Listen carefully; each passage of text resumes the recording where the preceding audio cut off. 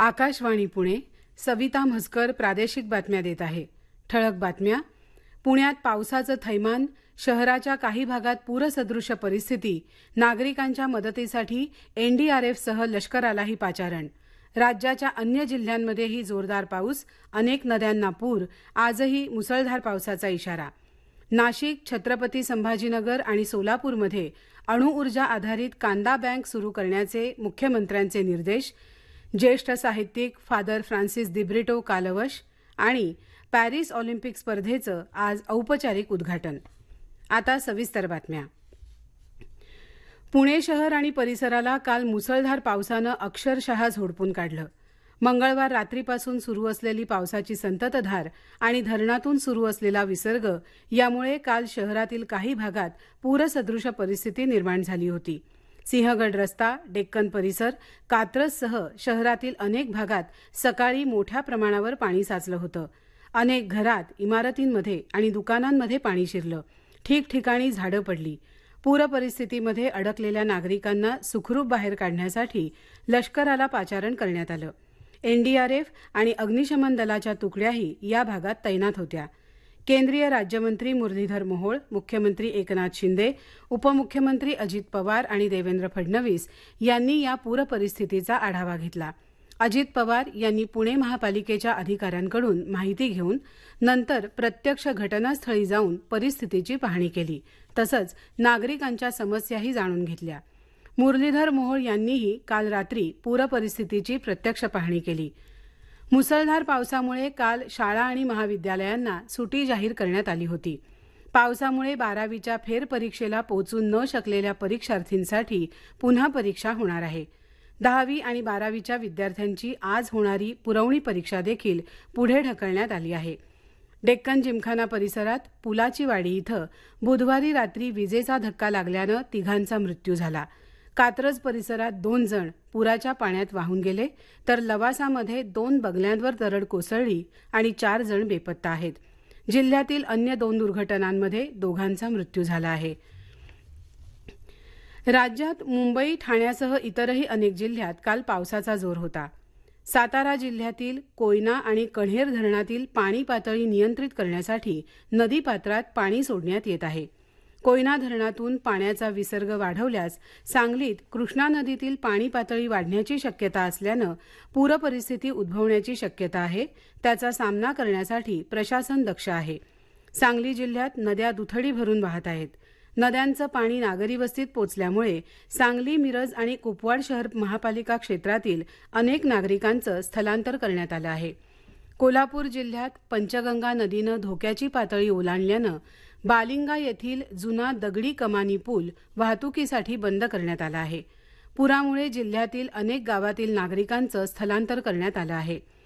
रायगड जिल्ह्यात कुंडलिकेला पूर आल्यानं रोहा शहर आणि परिसर जलमय झाला होता. अष्टमीला रोह्याशी जोडणाऱ्या पुलावर 2 ते 3 फूट पाणी आल्यानं अष्टमी गावचा संपर्क तुटला आहे. रत्नागिरी जिल्ह्यात पावसाचा जोर वाढला असून जिल्ह्यातल्या नद्यांची पाणी पातळीही झपाट्यानं वाढत आहे. चंद्रपूर जिल्ह्यातही मागील 4 ते 5 दिवसापासून पावसाचा जोर आहे.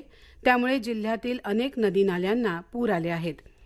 वर्धा नदीच्या पाणी पातळीत वाढ झाल्यामुळे राजुरा हैदराबाद राष्ट्रीय महामार्ग काल सायंकाळपासून वाहतुकीसाठी बंद करण्यात आला. गडचिरोली जिल्ह्यात काल दिवसभर सुरू असलेल्या पावसामुळे जनजीवन विस्कळीत झालं. जिल्ह्यातील राष्ट्रीय महामार्गांसह 50 मार्गांवरील वाहतूक ठप्प झाली होती. लातूर शहर आणि जिल्ह्यातही गेल्या 3 दिवसांपासून पावसाची रिपरिप सुरू होती. दरम्यान राज्याच्या बहुतांश भागात आजही पावसाची शक्यता असून कोकण आणि मध्य महाराष्ट्रात तुरळक ठिकाणी अतिमुसळधार पावसाचा इशारा हवामान विभागानं दिला आहे. या पार्श्वभूमीवर पुणे, ठाणे, नवी मुंबईसह विविध जिल्ह्यात शाळा आणि महाविद्यालयांना आज सुट्टी जाहीर करण्यात आली आहे. अत्यंत प्रतिकूल परिस्थितीत प्रचंड साहस, शौर्य आणि समयसूचकता यांच्या बळावर भारतीय सैन्यानं कारगिल युद्धात विजय मिळवला. त्या घटनेला आज 25 वर्ष पूर्ण होत आहेत. कारगिल विजय दिनाच्या रौप्य महोत्सवानिमित्त पंतप्रधान आज कारगिल युद्ध स्मारकावर हुतात्म्यांना श्रद्धांजली अर्पण करणार आहेत. कारगिल युद्धातल्या शौर्याबद्दल वीरचक्र पुरस्कारानं सन्मानित झालेले साताऱ्याचे सुपुत्र कर्नल सचिन निंबाळकर यांचं हे मनोगत.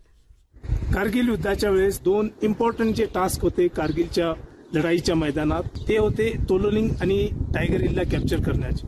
टायगर हिलचं जे ऑपरेशन होतं ते कॅप्चर करण्यात माझ्या युनिटचा मोठा सहभाग होता. आम्ही त्यावर कब्जा करण्यात यशस्वी झालो होतो.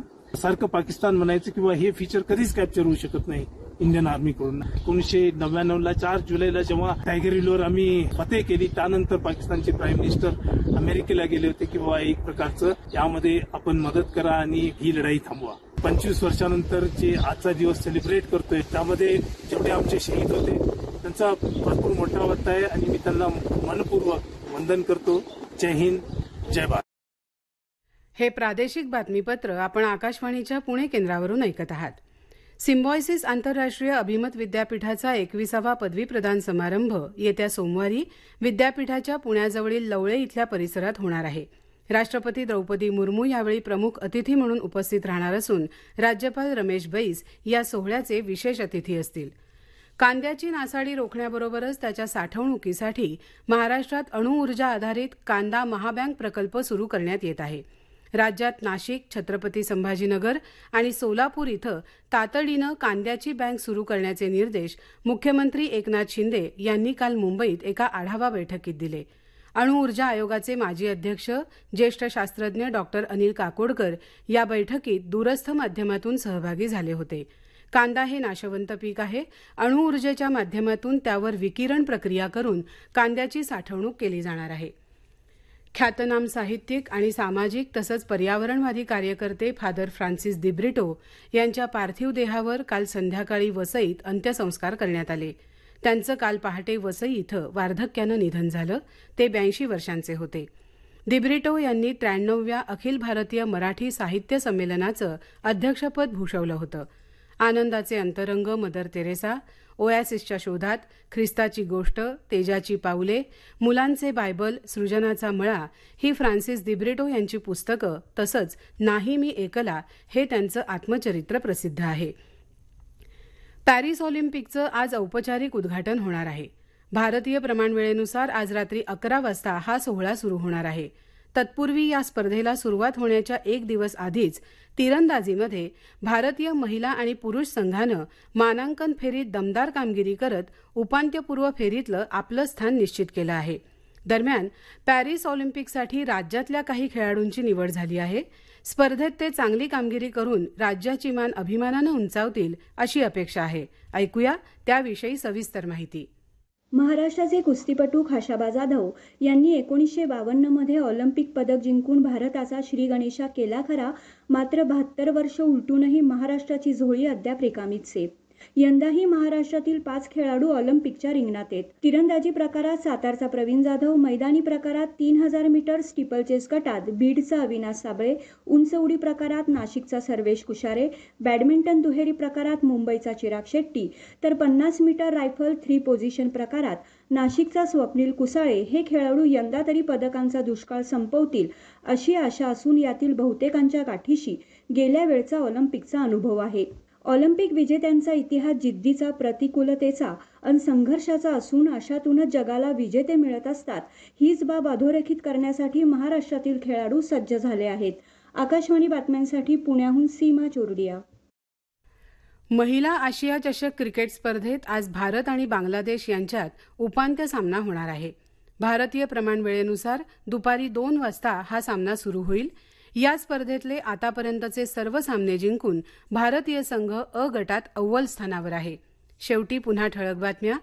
पुण्यात पावसाचं थैमान, शहराच्या काही भागात पूरसदृश परिस्थिती, नागरिकांच्या मदतीसाठी एनडीआरएफसह लष्करालाही पाचारण.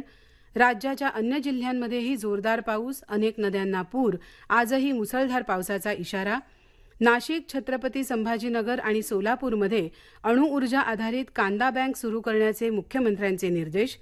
ज्येष्ठ साहित्यिक फादर फ्रान्सिस दिब्रिटो कालवश आणि पॅरिस ऑलिम्पिक स्पर्धेचं आज औपचारिक उद्घाटन. आकाशवाणी पुणे केंद्रावरचं प्रादेशिक बातमीपत्र संपलं. नमस्कार.